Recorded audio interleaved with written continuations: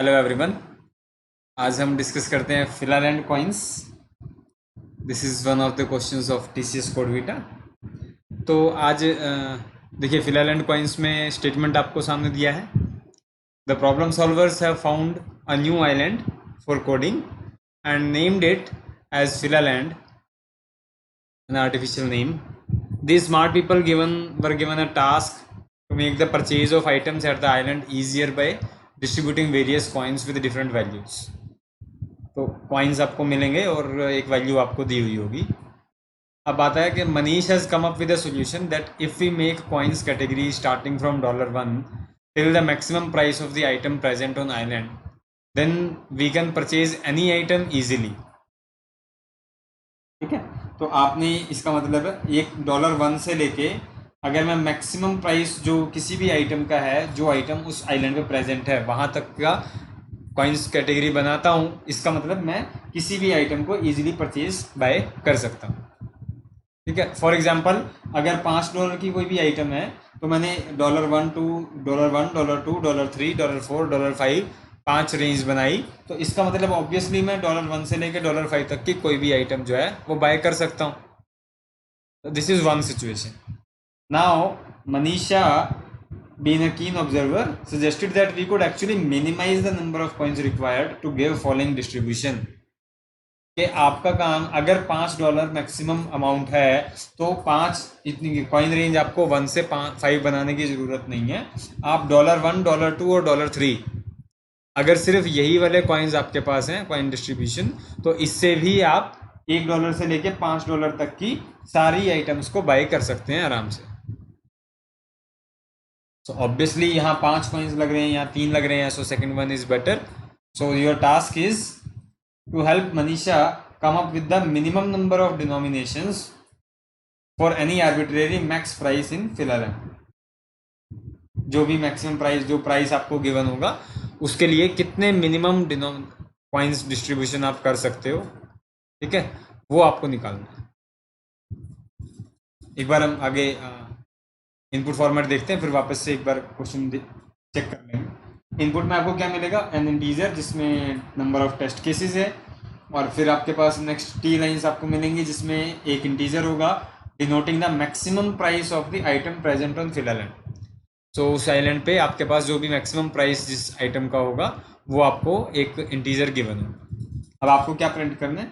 आपको एक single line denoting the minimum number for each test case, minimum number of denominations for of coins required, और number of test cases आपके 1 to 100 होंगे, और number of item जो आपका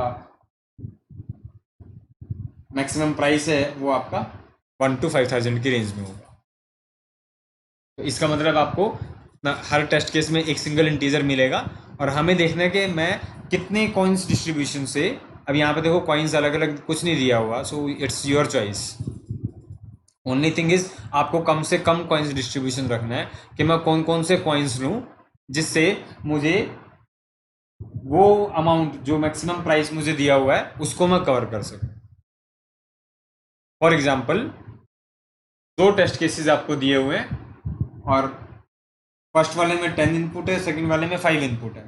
तो देखिए फर्स्ट वाला 10 इनपुट है तो obviously 1 2 according to Manish 4 5 6 7 8 9 and 10 ये कॉइन्स डिस्ट्रीब्यूशन रहेगा।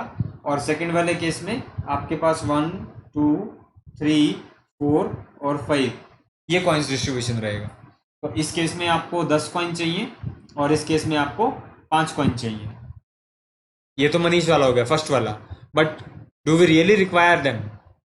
सबकी ज़रूरत है, इसीलिए हमारे पास दूसरी स्ट्रेटजी जो मनीषा वाली स्ट्रेटजी क्वेश्चन में दी हुई है कि आपको इनको मिनिमाइज रखना है कि कितनी मिनिमम कॉइन डिस्ट्रीब्यूशन से आपका जो मैक्सिमम प्राइस आपको दिया हुआ है वो आप अचीव कर सकते हो, वो आप बाय कर सकते हैं। सो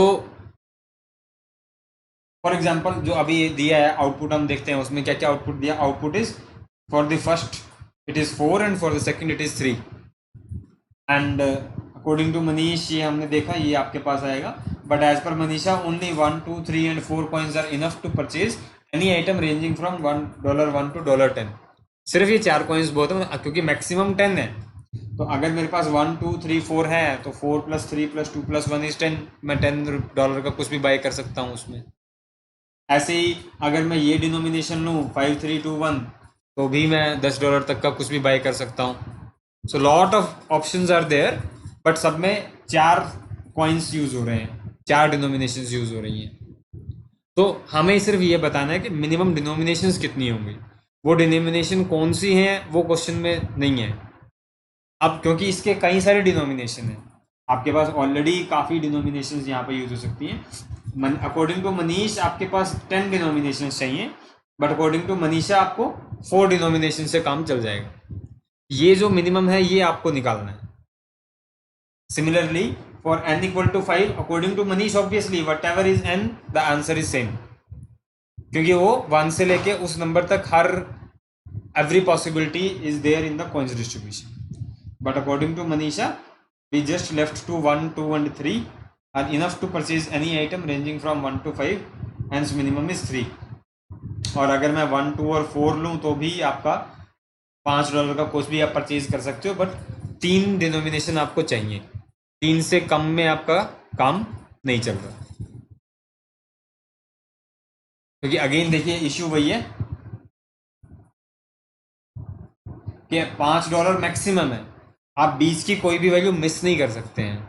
मतलब ऐसा नहीं है कि अगर $5, अगर यहाँ पे n = 10 है तो मैं कहूँ कि 10 सी एक ही डिनोमिनेशन ले लो $10 की, बाकियों की क्या ज़रूरत है। No, this is maximum amount. अगर $6 का, $2 का, $3 की कोई भी आइटम हुई तो उसको कैसे बाय करेंगे। मेरे पास $10 है, वो तो नहीं है ना। तो आपके answer should be able to kept any amount from 1 to 10, कोई भी अमाउंट उसमें उसके अंदर कैप्चर हो जानी चाहिए। और minimum amount, minimum coin distribution, coin denomination हमने यूज करनी है, ये हमारा टारगेट है।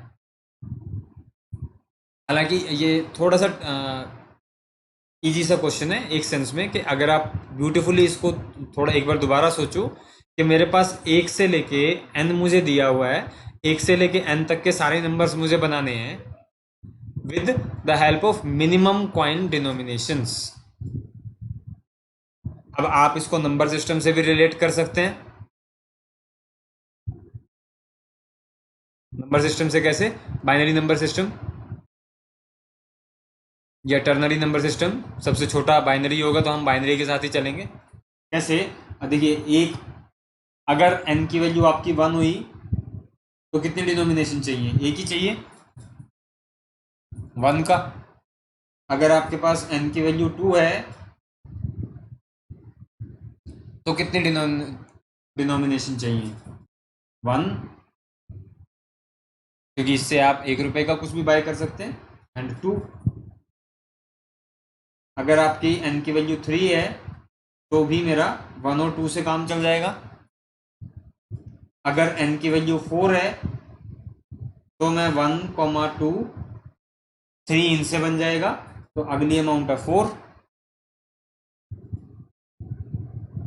सो this is how I need to proceed, कि मुझे कौन कौन से डिनोमिनेशन चाहिए। अब ये देखिए, ये वही पैटर्न है जिस हिसाब से हम बाइनरी में नंबर सिस्टम बनाते हैं, बाइनरी नंबर्स को बिल्ड करते हैं। कि पहले हम LSB में 2⁻0 वाला, फिर 2⁻1, 2⁻2, 2⁻3, 2⁻4, यहाँ पे क्या नंबर चाहिए, यहाँ पे क्या नंबर चाहिए, यहाँ पे क्या चाहिए, यहाँ पे क्या चाहिए, यहाँ पे क्या चाहिए। पहले जब हम एक एक नंबर बनाते हैं, 0 बनाते हैं, तो यहाँ पे 0 रख दिया, फिर 1 बनाया, फिर अगली बिट्स ली, उससे नेक्स्ट बिट्स यूज किए। सो अल्टीमेटली एक एक बिट एक्स्ट्रा यूज करके आपके पास सारे नंबर बन जाते हैं ना। यहाँ से आपको 1 बन गया, 2 बन गया, ये 0 हो गया, ये 1 हो गया, 2, ये भी, ये 2 बिट्स के अंदर ये 0 हो गया, 1 2 एंड 3। फिर आगे फर्दर नंबर चाहिए तो अगर हम 3 बिट्स नंबर पे जाते हैं, जिसमें 0 1 2 3 से लेके आपको 7 तक नंबर्स मिल जाएंगे, फिर 4 बिट्स, फिर 5 बिट्स। तो इसका मतलब है ये जो पावर्स होती हैं, ये जो नंबर्स मेरे पास होते हैं, 2⁻0 is 1, 2⁻1 is 2, 2⁻2 is 4, 2⁻3 is 8, 2⁻4 is 16। तो अगर मैं इधर से इस डायरेक्शन में नंबर्स को देखूं, अगर मेरे पास एक कॉइन डिनोमिनेशन, पहले वाला कॉइन डिनोमिनेशन अवेलेबल है तो मैं 1 बना सकता हूं। अगला अवेलेबल है तो इसका मतलब है 2⁻1 तक की कोई भी डिनोमिनेशन मैं बना सकता हूं। अगर 4 भी मेरे पास अवेलेबल है तो इसका क्या मतलब है कि आपके पास इससे next power the 4 is 2⁻2, 2⁻2 plus 1 minus 1, 2⁻2 आपका 4 हो गया, 2 प्लस 1 हो गया 2⁻3, दैट इज 8, 8 माइनस 1 7 तक का कोई भी नंबर आप इन तीनों से बना सकते हैं। ऐसे ही अगर आपके पास 8421 है, अगर आपके पास 8421 4 कॉइन्स हैं तो आप कौन कौन से कॉइन्स डिस्ट्रीब्यूशन से कितना मैक्सिमम नंबर अचीव कर सकते हैं, that is the power of 2। कि अगर आपके पास 8421 है, इसका मतलब 8 इज 2⁻3, तो 2⁻4 माइनस 1, 2⁻4 इज 16 माइनस 1 इज 15, 15 तक का कोई भी नंबर आप इन 4 नंबर से बना सकते हैं। This is how you build up in the binary number system ना। और यहाँ पे देखिए, यहाँ पे हमें क्या देखना है, क्वेश्चन के अंदर क्या दिया हुआ है कि आपको एक अमाउंट दिया होगा, एक नंबर आपको दिया हुआ है और आपको क्या करना है कि उस नंबर तक की कोई भी अमाउंट मैं बना सकूं, कम से कम कॉइन डिनोमिनेशन में यूज करूं। तो ये जो बाइनरी नंबर सिस्टम है ये सबसे बेस्ट है उस चीज के लिए। हमें क्या चेक करना है कि मेरा नंबर किस 2 की पावर के अकॉर्डिंग सेट होता है, जहां पे वो बनेगा वो आप यहाँ पे यूज कर सकते हैं। जैसे 10 है तो 10 कहाँ पे फिट हो रहा है, 8 से ग्रेटर देन, यहाँ पे 16 से लेस में। इसका मतलब 10 के केस में आंसर कितना आएगा, 4। क्योंकि देखो क्वेश्चन में कहीं भी ये नहीं दिया हुआ कि आपने कौन से डिनोमिनेशन यूज करने हैं। एक बार यहाँ देखते हैं एक्सप्लेनेशन में, देखो दिया हुआ था कि मिनिमम कितनी कॉइन डिनोमिनेशन लगेगी, चाहे वो 1 2 3 4 से काम चलाए हो, चाहे ये, this is also correct answer. ठीक है, सो ऑब्वियसली अगर मैं ये कॉम्बिनेशन बनाऊं 1 2 4 and 8, this is also A correct answer. इसमें भी चार ही कॉइन डिनोमिनेशन यूज हुए हैं और इससे भी आप 10 इज द मैक्सिमम नंबर, 10 तक का कोई भी नंबर जनरेट कर सकते हैं with the help of this 4 coin denominations. क्योंकि कॉइन डिनोमिनेशन क्या है, दे आर नॉट रिक्वायर्ड। इसीलिए इस क्वेश्चन को करने की आपके पास 2-3 अलग अलग सी ट्रिक्स हैं। Let me show you. पहले हम लेफ्ट वाले से एक बार चेक करते हैं। हमने टेस्ट केसेस रीड किए and for every test case हमें एक अमाउंट मिलेगा एंड फॉर दैट हमने क्या किया, एक काउंट वेरिएबल लिया, काउंट इक्वल टू 0, और जब तक आपकी n की वैल्यू ग्रेटर देन 0 रहती है तब तक आप n इक्वल टू n/2 कर देंगे और काउंट को प्लस प्लस करते रहेंगे। फॉर एग्जाम्पल देखिए यहाँ पे जैसे मैंने 10 रीड किया तो काउंट क्या होगा, count is 0, n is greater than 0, yes, so n will become n/2, 10/2 is 5, और काउंट की वैल्यू आपकी क्या हो जाएगी, काउंट प्लस प्लस 1 हो गया। Next time it will go n is greater than 0, yes, n equal to n/2 which is 2, count plus plus which is 2, फिर से 2/2 इज 1 और काउंट आपका एक और इंक्रीमेंट हो जाएगा 3, 1/2 इज 0, काउंट आपका एक और इंक्रीमेंट हो जाएगा 4, while n is greater than 0, no, now n is not greater than 0, तो इसका मतलब है काउंट की वैल्यू 4 हो गई, 4 आपका प्रिंट हो गया फॉर द वैल्यू ऑफ 10। इसी ये वही 2 की पावर से हिसाब के सेंस में ही हमने यूज किया ना, हर बार हमने n को हाफ कर दिया तो हम चेक कर रहे हैं कि n जो है वो 2 की किस पावर की रेंज में आता है, किन दो पावर्स के बीच में वो आएगा। जिन दो पावर्स के बीच में वो नंबर लाई करेगा वो आपको यहाँ पे आंसर में मिल जाएगा। ऐसे ही ये इसी चीज को हमने राइट साइड में देखिए एक दूसरी एल्गो के हिसाब से ट्राई किया है। Number of test cases, for each test case हमने एक p लिया, p इक्वल टू 1, और हम यहां से शुरू करेंगे। जैसे लास्ट केस में हमने क्या किया था, इधर से हम शुरू करेंगे इन दिस डायरेक्शन, 2⁻1 से चेक करेंगे, फिर 2⁻2, 2⁻3, 2⁻4, और इस तरीके से चेक करते हुए आपको पता लग जाएगा कि वो कहाँ पे लाई करता है एग्जैक्ट। हमने ये पावर फंक्शन यूज किया, एक वेरिएबल बनाया p इक्वल टू 1, तो पहले 2⁻1 से हमने चेक किया, अगर जो पावर की वैल्यू है वो स्टिल आपकी जो अमाउंट आया है n जो आया है उससे कम या बराबर है, इट मीन्स आपको एक बड़ी पावर चाहिए, की प्लस प्लस किया, दोबारा से नई पावर कैलकुलेट की। अगर वो उससे जो आपका नया नंबर आया है वो आपका n से ग्रेटर हो जाता है, it means you found the answer. दोबारा से इसमें अगर मैं 10 इनपुट दूं तो यहाँ पे देखिए p इज इक्वल टू 1, ये कितना आएगा, यहाँ पे पावर आपका 2 हो गया, 2 is less than equal to 10, yes, तो p आपका प्लस प्लस हो जाएगा, p आपका 2 हो जाएगा। अगर p 2 हो गया तो न्यू पावर कितनी आएगी, 4, 2 power 2, 4 is less than equal to 10, yes, तो p आपका 2 से 3 हो गया। अगली पावर क्या आई, 4 से 8 आ गया। Now again 8 is less than equal to 10, yes, तो p आपका अगेन प्लस होके 4 हो गया और ये नंबर आपका 16 आ गया।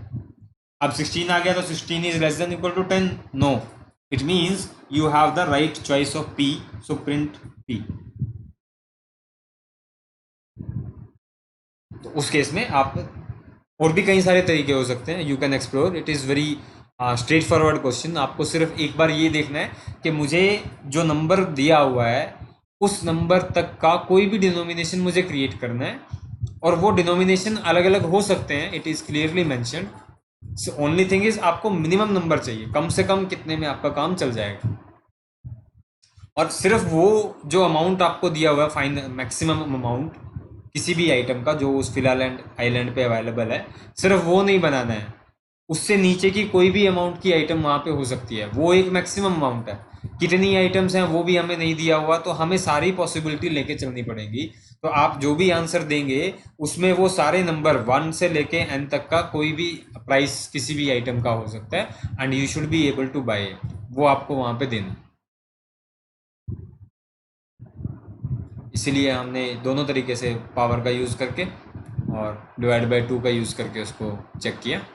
और जो पावर वाला था वो हमने यहाँ कोड में भी डाला है, ये आपने टेस्ट केस रीड किया, और एन के केस में हमने यहाँ 10 रीड किया अगेन। और let me have this as 10 के बजाय मैं एक बार अब 18 से, फिर आपके पास आया p equal to 1 and p equal to 2 raise to power p which is 2, so N P is 2 is less than equal to 18, yes, तो p आपका प्लस हो जाएगा, p आपका 2 हो जाएगा, और नई पावर आएगी 4। अगर 4 आएगी तो अब आपके पास 4 इज लेस देन 18, ये 2 से आपका 3 में कन्वर्ट होगा, ये 8 बन जाएगा, 8 इज स्टिल लेस देन, तो ये 4 में कन्वर्ट हो जाएगा, ये 8 से 16 हो जाएगा, 16 इज स्टिल लेस देन 18, तो ये 5 में कन्वर्ट हो जाएगा, और यहाँ पे आपके पास अमाउंट आ जाएगी 32। 32 is less than 18, no, now the for जो वाइल लूप आपको दिया हुआ वो ब्रेक हो जाएगा, तो आप प्रिंट करेंगे p विच इज 5। और 5 के लिए एक जो डिनोमिनेशन हमने यहाँ निकाली है, दैट डिनोमिनेशन इज $1, $2, $4, $8 एंड $16। इनका यूज करके आपके पास सारी डिनोमिनेशंस 1 से लेके 18 तक वो अवेलेबल हो जाएंगी।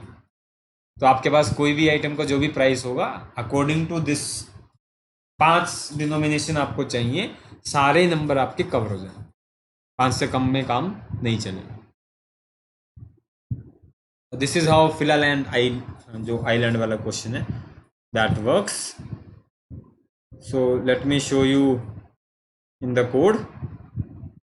देखिए यहाँ हमने यही कोड हमने लिखा है, और अगर मैं इसको 10 एक बार इनपुट देता हूँ तो यहाँ हमारे पास आ जाएगा 4,